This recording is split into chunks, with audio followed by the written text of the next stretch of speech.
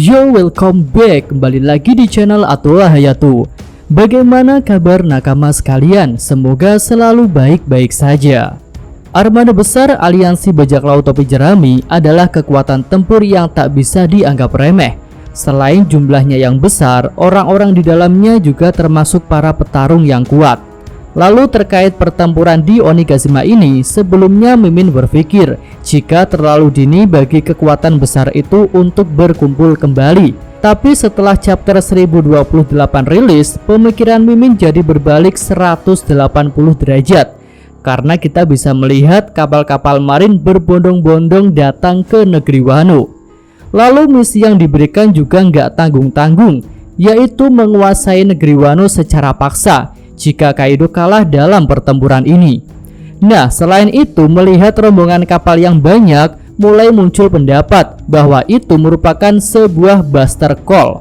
Dan tentu kengerian Buster Call tak bisa dianggap remeh, karena akan menerjunkan 10 kapal perang, 5 Laksamana Madya, dan 200 kapten dan letnan. Ya, ini bukan kekuatan yang main-main. Tentu nakama sekalian masih ingat bagaimana Enies Lobby dibombardir dengan kekuatan Buster Call. Nah, dengan latar belakang ini, Mimin rasa dibutuhkan kekuatan tempur di lautan yang bisa mengatasi serangan tersebut. Apalagi saat ini bisa dikatakan para samurai Wano sudah tak punya kapal, setelah mereka menenggelamkan semua kapal yang mereka gunakan ketika baru memasuki Onigashima. Nah, ini adalah latar belakang masalah yang bisa menjadi dasar datangnya aliansi besar bajak laut topi jerami.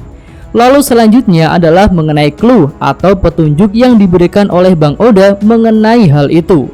Nah, Mimin sudah menemukan sebuah clue di chapter 1028 yang lalu, tapi bukan di bagian chapternya, melainkan pada bagian cover. Kita akan fokus pada Usopp nih yang lagi main game dengan kacamata khususnya. Di kacamata itu tertulis angka 800. Dan coba cek deh chapter 800. Judul chapternya adalah Pertukaran Cawan Sake, dan isinya tentang terbentuknya aliansi besar bajak laut topi jerami, yang ketika itu total jumlah pasukan adalah 5.600 pasukan. Mantap sekali. Nah, masih tentang Usopp, mungkin kita bertanya-tanya mengapa clue itu diletakkan pada Usopp. Dan Mimin rasa jawabannya akan berhubungan dengan keahlian yang dimiliki oleh Usopp, yaitu penembak jitu. Iya, keahlian Usopp adalah menembak jitu baik dekat maupun jauh. Dan rasanya hal itu berhubungan dengan Buster Call, yang salah satu bentuk serangannya adalah tembakan meriam dari kapal-kapal yang jaraknya bisa dikatakan cukup jauh. Jadi mungkin saja Usopp yang hingga saat ini belum memiliki lawan yang sepadan akan berperan besar dalam menahan serangan dari kapal-kapal marin itu. Dan dengan skema seperti ini, keinginan Bang Oda untuk membuat pertempuran di lautan akan menjadi kenyataan. Di dalam salah satu komentarnya pada majalah Shonen Jump, Bang Oda pernah berkata jika dia ingin membuat pertempuran laut, tetapi ada orang yang kekuatannya melebihi meriam kapal. Ya, Bang Oda pernah mencoba melakukan hal itu ketika Akazaya Nen berlayar menuju Onigashima. Ketika itu, kapal perang Kaido menghadang kapal-kapal para samurai. Lalu di chapter 975, Kyoshiro muncul, dan dia bisa menebas sebuah kapal dalam sekali serangan. Lalu selanjutnya di chapter 976, Jinbe juga bisa merontokkan kapal dengan sekali tinju Gyojin Karate. Ya, intinya pertempuran di lautan ketika itu tidak berjalan sengit.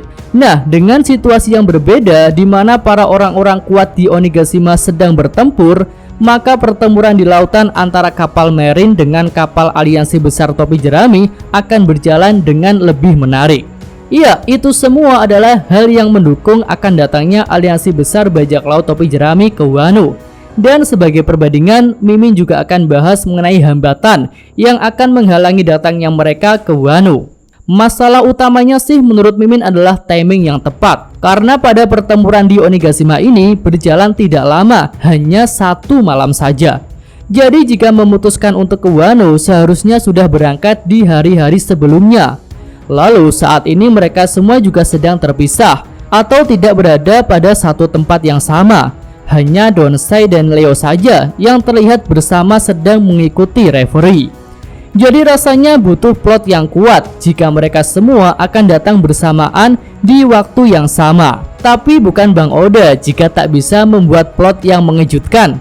Apalagi tentang karakter utama, mungkin akan ada plot armor yang sangat menarik nantinya. Nah, menurut Mimin kuncinya ada dua sih, yaitu pertama berita di surat kabar, dan yang kedua adalah Fever Cut Luffy. Kita bahas yang pertama dulu, yaitu berita di surat kabar. Di chapter 925, Kurohige membaca berita tentang referee dan juga tentang pergerakan bajak laut topi jerami yang menuju Wano.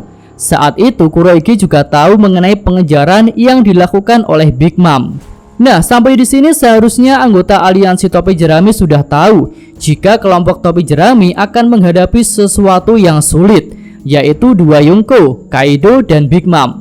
Untuk menyikapi hal itu, tentu mereka minimal akan bersiap jika sewaktu-waktu terjadi hal yang buruk pada Kapten Luffy dan kelompoknya.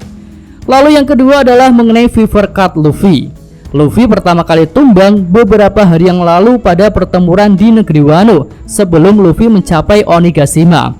Setelah kalah pertama kali dari Kaido itu, Luffy dibawa ke Udon. Nah, seharusnya pada titik ini aliansi topi jerami sudah harus melakukan sebuah pergerakan. Setelah sebelumnya mereka jadi bersiap saat membaca berita tentang Luffy yang sudah ada di Wano. Tapi bisa saja mereka semua tak akan datang secara bersamaan karena posisi awal mereka kan tidak sama ya. Lalu dari seluruh anggota aliansi topi jerami itu, menurut Mimin yang berpeluang besar untuk datang pertama kali dan menghalau kapal-kapal marin itu adalah Orlumbus yang sudah berlayar mengarungi lautan dengan 56 armada kapal Yonta Maria. Informasi itu bisa nakama lihat di cover chapter 907. Tapi maaf gak bisa Mimin tampilin pada video ini, silahkan dicek sendiri ya. Iya, dengan jumlah kapal sebanyak itu tentu akan cukup untuk beradu tempur dengan kapal-kapal marin, dan pertempuran di lautan yang megah pun akan terjadi. Iya, sampai di sini aja video teori kali ini. Semoga nakama sekalian menyukainya, dan terima kasih. Yo.